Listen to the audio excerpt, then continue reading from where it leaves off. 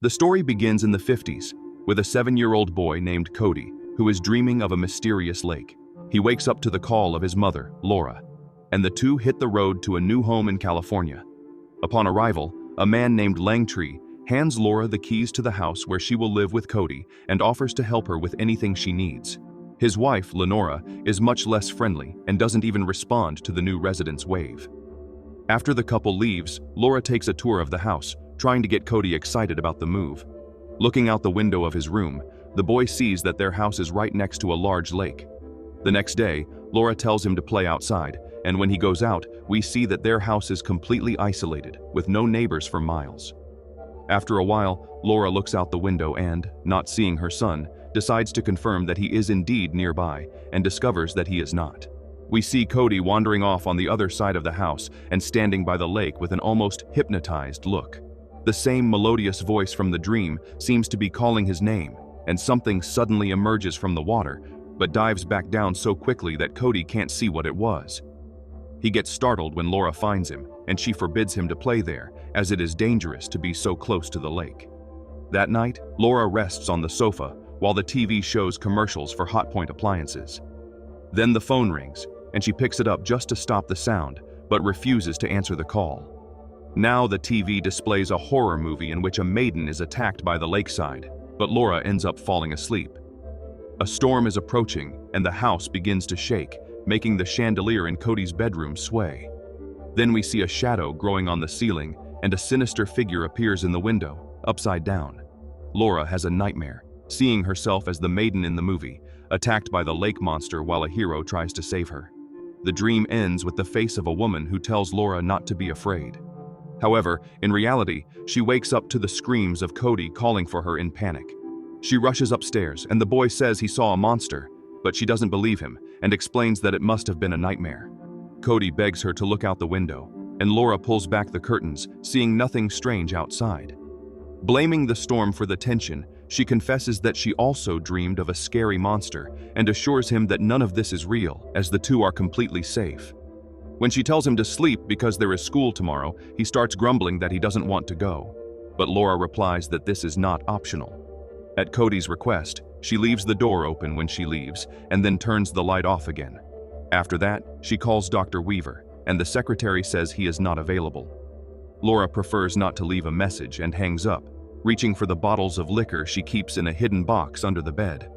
The next day, she takes Cody to school and advises him to treat his new classmates the way he wants to be treated. Today is her first day, too, in her new job as a typist. The first thing she does is decorate her desk with a photo of her son. At the end of the day, Cody doesn't seem excited at all and only gives short answers, saying he hasn't made any friends yet. During dinner, Laura shares a bit about her day at work and tells the boy to eat, but he says he is not hungry. The phone starts ringing again, and Laura ignores it, trying to mask her fear. She reads to Cody before bed, and the story is about a goat being attacked by an ogre. The goat defeats the enemy by pushing him off a bridge, and the ogre falls into the river, carried away by the current. When the story ends, Cody asks her to read another, as if he is scared of bedtime. Laura says that it is already very late, and he understands, but again asks her to leave the door open. Later, the phone rings, and this time Laura answers. On the other end, a man's voice calls her name, and this seems to petrify her. Laura hangs up the phone and begins to recite the words from the Hotpoint commercial to calm herself down. However, even this simple defense mechanism is taken from her, as the TV suddenly shuts off and does not turn back on. Even stranger than that is a huge tear in the middle of the sofa that certainly wasn't there before. One of the faucets begins to drip rhythmically, and the phone rings again, but this time, it is just her mother, Elizabeth. Very angry, Laura tells her that she just answered a call from her husband, Scott, and accuses her mother of giving him the number. She swears she only informed close friends, but Laura gets furious anyway, as she had asked for complete secrecy. Furthermore, Elizabeth should have cut ties with Scott after everything he did, and Laura claims that her grandmother would have sided with her on this issue. Elizabeth tries to explain and swears she is indeed supporting her daughter, but at the same time, she doesn't stop defending her son-in-law, saying that Scott just wants to talk and is very sorry. She offers to stay in California for a few days, but Laura says that she doesn't need any help and hangs up. Meanwhile, upstairs, the melodious voice returns to call Cody, and he goes to the window, where he sees a strange glow on the lake's surface. He is so transfixed by it that he doesn't even notice a dark liquid entering the room, only starting to scream when the door slams shut by itself. Laura goes to him and again explains that it is all just a dream, but he insists that it is not and complains about her attitude. As they talk, the dark substance sneaks away, alternating between its liquid form and a faint smoke. After this, Laura drops an earring under the dresser, and when she manages to get it, she sees that it is filled with fluff of the same color as the sofa. Exhausted, she covers her head with a blanket, as she used to do when she was a child, and her only confidant was her grandmother, Lucinda. Always understanding of the girl, she told stories about her own youth to distract her from the troubles of adolescence. Back in the present, Laura finally manages to speak with her doctor, Dr. Weaver, and tells him that Scott has been trying to contact her. He asks if she has had nightmares, and she confirms, asking him for a prescription so she can get back on her medication. Weaver responds that there are other ways to deal with the problem and suggests scheduling an appointment, but Laura explains that she is no longer in the city where she used to live. When the doctor asks where she is now, Laura realizes that revealing this information could be dangerous. So she says that she is not that bad off and practically hangs up on the doctor. Focusing on more practical problems, she goes to talk to Langtree about the leak in the sink and takes the opportunity to mention that the TV has broken down. Langtree promises to stop by to take a look, and after she leaves, Lenora begins to complain, warning that this is how tenants begin to take advantage. That night, Laura tries to unclog the sink, and the lights start to flicker just when Cody is going to the window, always drawn by the voice. The boy's eyes widen when he sees something bizarre starting to come out of the lake, and he quickly goes back to bed, scared. On the radio, the Hotpoint commercial begins to fail, and then the device dies as well.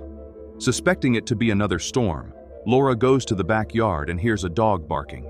She has her back to the house when a figure climbs onto the porch roof, right towards Cody's bedroom. The boy is under the sheet with a flashlight, scared to death by the creaking tiles so close to the window. Then the substance starts to trickle in and rises on the mattress, gradually taking the shape of a person. Cody screams when the creature's arms close around him in a frightening embrace, and Laura hears it from outside but can't get in. The door seems to be stuck, and Cody's screams are becoming increasingly agonized. Because of this, Laura shatters the window with a shovel and manages to enter, just as her son abruptly stops screaming. Reaching the upstairs, she comes face to face with him in the middle of the hallway, and Cody says he wants to go home. The next day, she tells Langtree about the incident, and Lenora interrupts her every sentence, warning that Cody shouldn't play near the lake and advising that her husband will not pay for the door glass. After this unpleasant conversation, she goes to pick up her son from school and notices that he still seems very down. Trying to cheer him up, she decides to go to the park and encourages him to play with the other kids. Cody says he doesn't want to, but she insists, and he obeys, going up to a boy who is playing alone. The sound of a horn distracts Laura, and she doesn't see the strange interaction between the two. The boy runs away as soon as Cody gets close and goes to hide behind a tree. More upset than before, Cody demands to leave the park immediately. At night, Laura talks to him a bit more frankly and says that they cannot go back home because she doesn't want Scott to hurt them. Cody says that he forgives what his dad did and shows Laura a very strange drawing in which he is holding hands with what seems to be a human shadow. He explains that this is the Lady of the Lake, a woman who lives in the lake and came to talk to him that day the door broke. At first, he had thought it was a monster, but now he is happy with the new friend. He even wants his mother to go with him to the lake to talk with the Lady of the Lake too, but she says she doesn't want to. Cody concludes the conversation by saying that since that is the case, the Lady of the Lake will have to visit her too. Later, he smiles upon seeing that glow on the lake, and then the lights begin to flicker. Laura is sewing the tear in the sofa without knowing that the lake creature is standing behind her. When the phone rings, she turns her head for a moment and then freezes in fear before looking again. The water monster is indeed right there in the living room. Laura screams and inexplicably falls into the lake, swimming to the surface and returning to her soaking wet living room. Cody watches everything and then asks if she talked to the Lady of the Lake, but Laura doesn't answer. In the following days, she struggles to pretend that nothing happened and ignore the strange events, like Cody's angry scream that pushes her against the wall in a supernatural manner. She tries to shift the focus to his birthday and starts planning a big party. She is preparing the invitations when another inexplicable incident occurs, and her magazines suddenly grow mold before returning to normal. Laura also feels a sudden pain during the phenomenon, and when the invitations are ready, Cody says that no one will come to his party. He prefers to invite the lady of the lake since she promised she would take him home, and this conversation makes Laura uncomfortable. Shortly after, the lights flicker again, and she panics, telling Cody to hide. He says it's all right and asks his mother to calm down, but she is too nervous. When the shadow from the lake arrives at the door, she goes to get a knife to defend herself and finds the door wide open upon returning. Desperate, she begins searching for her son and finds him again in the hallway, but this time he is pointing at something behind her. The lady of the lake is very close when she turns around, and she is not beautiful at all. Besides the cadaverous face, her arms and hands seem to be made of slimy seaweed. The fingers begin to touch Laura's head, as if about to dominate her, but she breaks free from the embrace with a stab. The creature retaliates with a slap that sends Laura rolling down the stairs, losing consciousness for a few moments. She gets up, dragging Cody to the car, and loses her patience when he asks if they are going home. Seeing that the engine won't start, she begins to panic, and Cody feels sorry for her, promising that the lady of the lake won't scare her anymore. The two sleep in the car, and the next day, Laura tries everything to fix the situation, unsuccessfully. Then, she calls the church and asks to speak with Sister Agnes. When she mentions that there is a demon in her house, the woman hangs up on her, and Lenora threatens to have the police remove her custody of the child when she asks about the house's history regarding hauntings. Giving up on any spiritual help, Laura focuses on Cody's party and decorates the whole house with care, but indeed no one shows up. That night, Scott calls again, and she loses her patience, swearing that he will never see his son again. After that, she sees that something bizarre is happening in the living room, where several pieces of furniture and objects seem to be melting. Again, she feels that stabbing pain during the incident, and everything returns to normal when she opens her eyes. However, days later, she accidentally knocks over Cody's suitcase and discovers that he hasn't delivered the party invitations. Laura gets so angry that her son even hides under the bed, but he doesn't escape her wrath. He yells that no one would come anyway because he is not like the others. Then he suddenly starts choking, and Laura apologizes, worried to see him struggling for air. The next time she goes to pick him up from school, some girls start pointing and calling a teacher. Laura suspects he got into trouble, but Cody swears he didn't do anything, and she decides to wait for the principal to call for the truth. At home, she catches Lenora snooping without permission, and the two start arguing. Lenora states that there is something very wrong with Laura and demands that she vacate the property in 30 days, as she no longer wants to see her around. Increasingly stressed, Laura turns to the bottles to relax and again feels the pain in her side. Hearing Cody's voice singing, she looks out the window and is startled to see him in his pajamas walking towards the lake. Cody steps into the water and Laura arrives just in time for the tentacles to grab him from behind. The creature pulls Cody down to the bottom of the lake and Laura dives in after him, managing to pull him out of the water just in time. After this scare, she can no longer pretend that everything is fine and starts drinking during the day too. Her boss notices the habit and complains about the quality of her work, which has deteriorated significantly lately. Reaching her limit, Laura explodes and dumps all her problems on her boss, even mentioning the monster. He reacts with surprising understanding and sees the situation as a psychiatric issue, but Laura rejects that type of help and resigns. She goes directly from there to a bar and meets a gentleman who invites her to dance, speaking kindly and trying to cheer her up as she begins to cry. Then comes closing time, and Laura goes to the school. But Cody does not show up, and his classmates know nothing. She feels anxious at the thought that Scott has kidnapped him and decides to involve the police in the matter. At the station, an inspector named Barb Schiff says that Cody is not with his father and asks Laura to tell her more about an accident the boy had in Arizona. A bit confused, Laura explains that she went to the market and left Scott watching their son. When she returned home, she saw that he had fallen into the pool and Scott had not noticed because he was watching the game. However, she says that everything turned out fine because she pulled Cody out of the water and the paramedics managed to revive him. Barb asks if she doesn't remember anything else, and it is then that Laura hears a completely out of context sound and sees that it is coming from her purse. The sound is the ringtone of her own cell phone, and the screen shows that her mother is calling. Stunned, Laura asks for some water and rushes out of the station as soon as Barb leaves the room. Outside, she finds herself in the 21st century. Her car is the same, but it is falling apart. And when she drives home, she sees that her state is not much better. Everything seems abandoned and disordered, exactly how she had seen it before, but thought it was just a hallucination. Then she hears Cody singing again and starts frantically searching for him. She finds him drawing in the kitchen, and he says it is time to go home.